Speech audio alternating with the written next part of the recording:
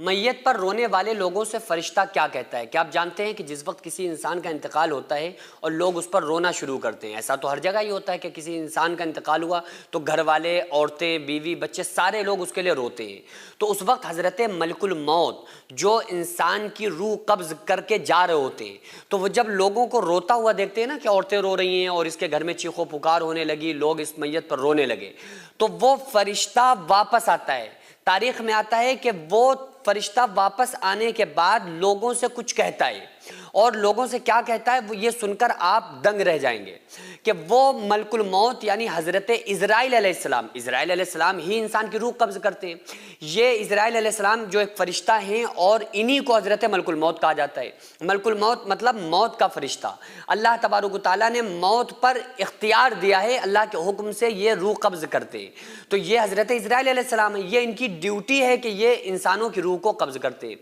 تو یہ واپس آتے ہیں، جیسے روح نکال کے جا رہے ہوتے ہیں، لوگ رونا شروع کرتے ہیں تو فوراً گھر کے اندر واپس آتے ہیں اور لوگوں سے کچھ کہتے ہیں۔ یہ بات الگ ہے کہ اللہ تبارک و تعالیٰ نے فرشتوں کو ہماری نگاہوں سے پوشیدہ کر دیا کہ ہم فرشتوں کو نہیں دیکھ پاتے، لیکن چونکہ جو بات وہ کہتے ہیں یہ بات ہمیں ملتی ہے احادیث کی روشنی میں، تو وہ بات پر ہمیں غور و فکر کرنا چاہیے۔ تو حضرت ملک الموت جو لوگوں کے ساتھ اور فرشتوں کے ساتھ ہوتے ہیں، چونکہ ایک ہی فرشتہ تھوڑی آتا ہے روح قبض کرنے کے لیے، ملک الموت کے ساتھ کچھ اور فرشتے بھی ہوتے ہیں۔ نیک بندے کے پاس آئیں چاہے وہ بد انسان کے پاس آئیں، نیک بندے کے پاس جب آتے ہیں تو اچھی شکل و صورت میں اچھے فرشتوں کے ساتھ آتے ہیں، اچھی شکل و صورت کے فرشتوں کے ساتھ آتے ہیں۔ گنہگار کے پاس آتے ہیں تو بڑی ڈراؤنی شکل میں اور ڈراؤنے فرشتوں کو ساتھ لے کر آتے ہیں، اور اس کی روح کو نکال کر بڑے اعزاز کے ساتھ نیک بندے کی روح کو عزت کے ساتھ لے جاتے ہیں، گنہگار کی بڑی خطرناک طریقے سے کھینچ کے لے جاتے ہیں۔ تو وہ سارے فرشتے پھر گھر کے اندر داخل ہوتے ہیں اور کہتے ہیں ان لوگوں سے جو لوگ رو رہے ہوتے ہیں میت پہ، وہ فرشتے اپنی زبان حال، زبان قلب سے یہ کہنے کی کوشش کرتے ہیں کہ اے لوگوں سنو،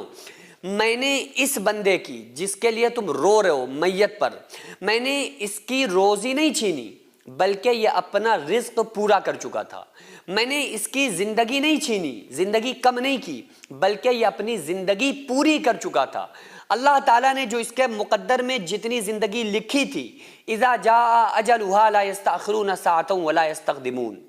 اللہ فرما رہا ہے کہ جب موت کا وقت قریب آ جاتا ہے تو ایک ذرہ نہ اس میں جلدی ہوتی ہے نہ ایک ذرہ دیری ہوتی ہے، تو فوراً وہ فرشتہ جو ہوتا ہے وہ کہتا ہے کہ دیکھو میں نے اس کی روزی نہیں کم کی، میں نے اس کا رزق نہیں چھینا، میں نے اس کی زندگی نہیں کم کی، میں نے اس کی عمر نہیں چھینی، بلکہ یہ اپنی زندگی میں جو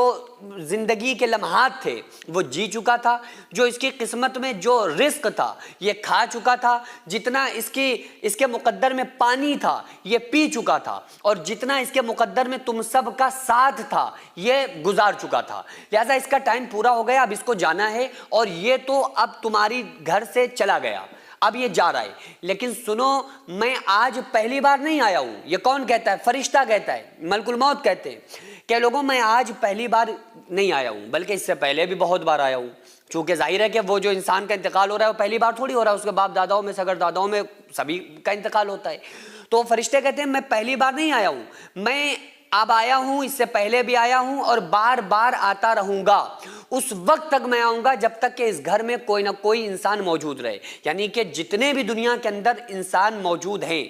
آدم علیہ السلام سے لے کر قیامت تک آنے والے اس ٹائم 9 ارب تقریباً انسان موجود ہیں، سارے لوگوں کی جو روح نکالتے ہیں وہ حضرت ملک الموت نکالتے ہیں، تو حضرت اسرائیل علیہ السلام، حضرت ملک الموت، ہر انسان کے پاس اسرائیل علیہ السلام آئیں گے اور ہر انسان کو حضرت ملک الموت کا سامنا کرنا ہے۔ تو فرشتہ بڑی عجیب بات کہتا ہے کہ تم لوگ اپنی فکر کرو، اس کی فکر چھوڑ دو، میں تمہارے پاس بھی آؤں گا تو اس لیے اپنے اچھے کام کر کے رکھنا تاکہ جب میں تمہارے پاس آؤں تو پھر میں تمہیں اچھی حالت میں پاؤں، اور یہ کوشش کرو کہ میں تمہارے پاس آؤں تو راحت کا پیغام لے کر آؤں، تمہارے پاس آؤں تو موت کے ساتھ میں تمہارے لیے خوشخبری لے کر آؤں، ایسا نہ ہو کہ تم گناہ کے کام، غلط کام کرتے رہو تاکہ میں تمہارے پاس آؤں تو خطرناک طریقے سے آؤں اور تمہاری روح کو خطرناک طریقے سے کھینچ کے نکالوں۔ تو یہ ملک الموت خود نصیحت فرماتے ہیں، لیکن آقا علیہ الصلوۃ والسلام کی حدیث حدیث کا مفہوم میں نے آپ کو بتایا ہے. لیکن عجیب بات یہ ہے کہ ہم لوگ ساری باتوں کو سنتے ہیں لیکن ہماری کوئی دین اسلام کی طرف توجہ نہیں ہوتی.